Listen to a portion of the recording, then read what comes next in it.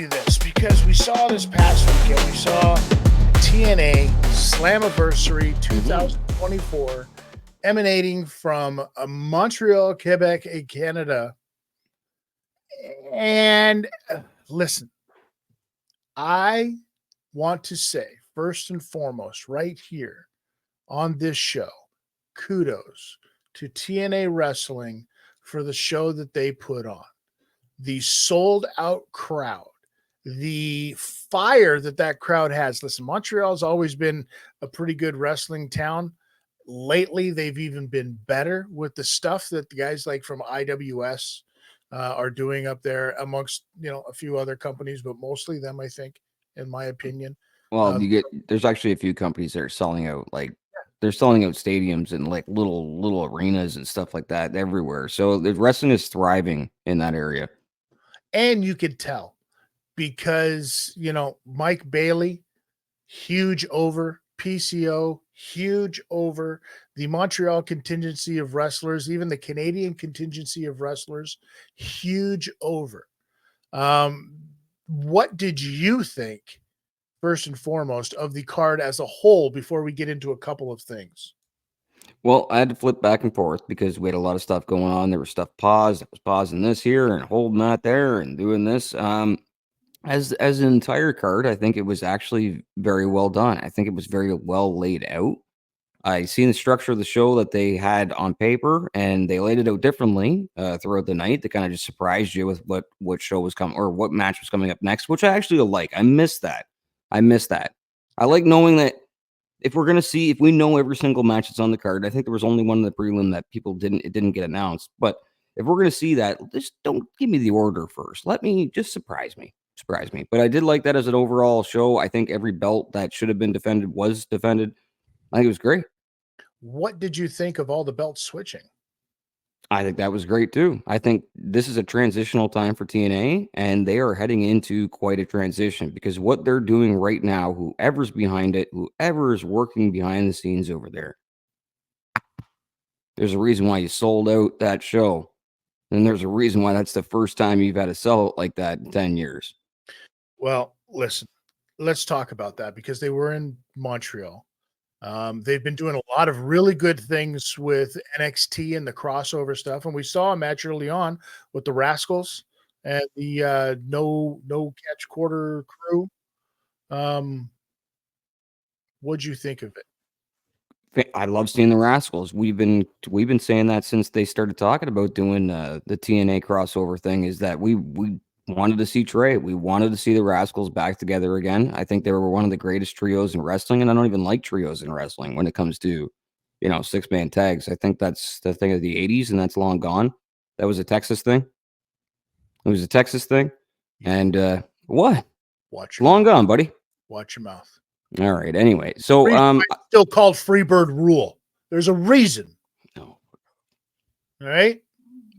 All right, buddy. Head down south. I'm going to be up here up north trying to watch some Stampede wrestling. I want to see real fights between one person and one person, not a 3 versus 3, not a 6 versus 6, not a fucking suck my goddamn. Anyway, so I think TNA is doing a very fantastic job right now. Okay. I love what. Okay, so we had our prelim show on YouTube. You can go back and watch the prelims on YouTube, the prelim event and pre-show. Eric Young made a surprise return.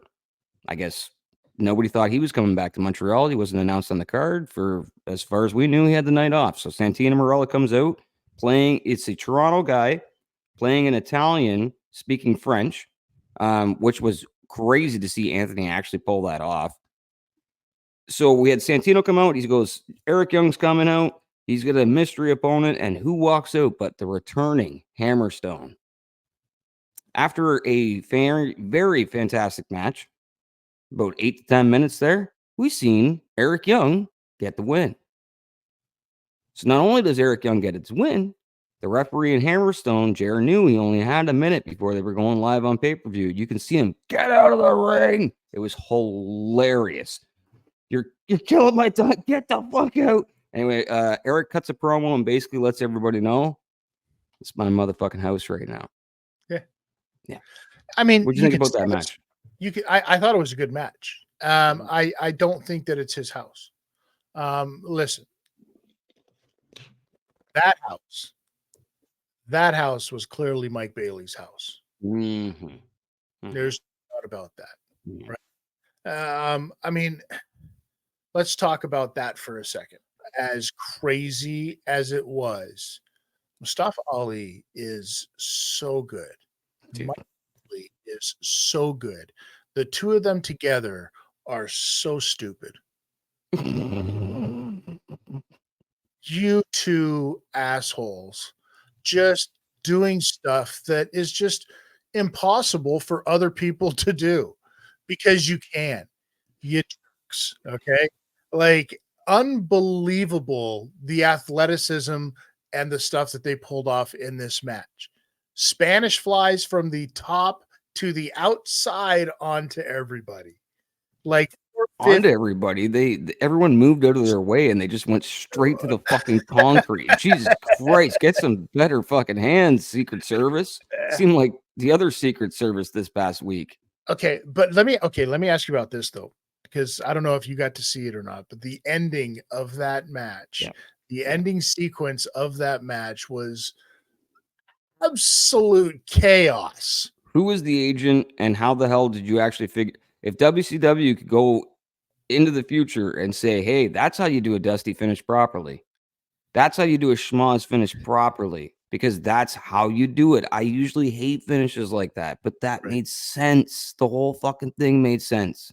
Even that other than because I know you were the very end is what I didn't like. Say even then, and I'm gonna say other than because and we're both talking about the same person. I know we're talking about the same thing, and I'm trying to be nice because this is a Canadian show. So listen, I was in Montreal when that prick screwed over Bret Hart. Okay, we're talking about Earl Hebner. They both got paid.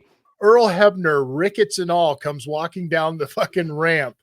Oh my God. I thought that he was going to pull a George Menz on the way down that ramp. I thought for sure he was going to Iceman down to the bottom because holy crap. The poor old guy could barely walk, but they brought him back and man, did that place erupt. The pop that happened was huge. It was a huge pop. And that stuff kind of happens in Montreal, you know? And the acting of Earl Hebner was so great and corny. I loved it. Oh, should I? Oh, I shouldn't. Oh, should I? And to do that finish, a Montreal, screw job type finish, but Mustafa Ali taps before they can do any kind of screw job. Because let's face it, Mustafa Ali has probably not got that many deals, dates left on his deal, right? Do you know what my biggest the thing that I love the most throughout the whole night, but specifically during that ending? What's that? Was watching professional wrestler Sexy Eddie sitting ringside, losing his mind, and I'm like, isn't this arena close to a school? He's not allowed to be around here, I don't think. No, Sexy Eddie. Shouts out to Sexy Eddie for, you know what? A couple of years ago, I think and maybe it's only Montreal. Sure. But if I was ringside in Toronto for an AEW show and I was involved in the business, or I was ringside at a TNA show or ringside at a WWE show, and I had friends come out, and my job is to, if I'm sitting in that position, is to add to the show. You're part of the show at that point when you're sitting ringside. Okay. You wouldn't have been allowed to do what those guys were doing. And IWS just took over that whole front row all night on the hard cam side. They knew what they were doing. They didn't have IWS shirts. They weren't there promoting their shit. They were there supporting their friends and doing it in the best way possible, marking the fuck out for their friends. Sexy Eddie, amazing, man. You were hilarious. With a full house, an absolutely full house. Yeah, 11,000. Here's the only thing. If I had to nitpick on anything that I didn't like was the audio. Yeah. The audio that was coming through was definitely, you could tell, was not hardwired in, and they were picking up off of the room sound, so to speak, right? So it just gave that a little bit of a different feel, but that's nothing. Like, blame CrowdStrike. What's that? I said blame CrowdStrike with them going down. No, I'm serious, because even Jake Paul and DAZN had issues with audio all weekend, and they think that's what it was from. So Interesting.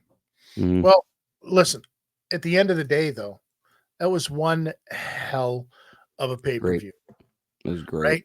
Now, the question is, where do you go from here with them? What do you do next? You know what I mean? You've got Nick Nemeth is your new champion, Mike hmm Bailey, new champion, ABC, new tag champions. I think the PCO. only PCO, new digital media champion. The only championship that didn't change was Jordan Grace. hmm Thank you for that, TNA. For good reason. That's why I'm saying thank you for that, TNA. Um, has the ship sailed?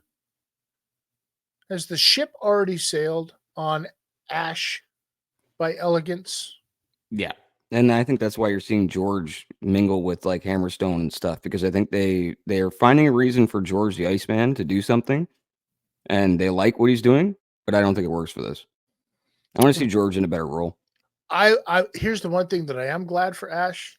I'm glad that her wardrobe malfunction did not fully malfunction during that match, because you could certainly tell in her match with Jordan Grace that she was perplexed by all of this and was spending more time making sure that she didn't have a fallout than worrying about her match. I think that took away from it. I think that took her mind off of the things that she was doing, and you could tell that her mind was not as much into the match as it was into her wardrobe stuff.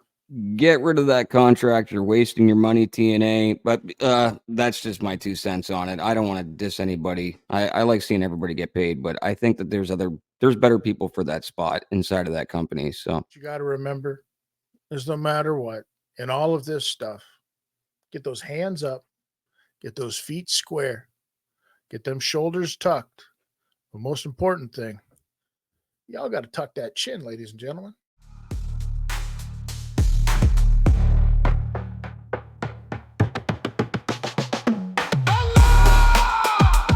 The best in combat sports talk. RockSolidFanClub.ca gives you full access to Canada's leader in professional wrestling, featuring legends like Mick Foley, modern megastars such as Cody Deaner, and future sensations like Tyler Turva. RockSolidFanClub.ca offers exclusive series, podcasts, live streams, specials, and full events, all for less than $9 a month. Sign up today at RockSolidFanClub.ca, where real fans get it. Be sure to click that subscribe button, click that like button, and tell all of your friends. Share it with everybody. We appreciate you just as much as you appreciate us. So let's make this thing even bigger.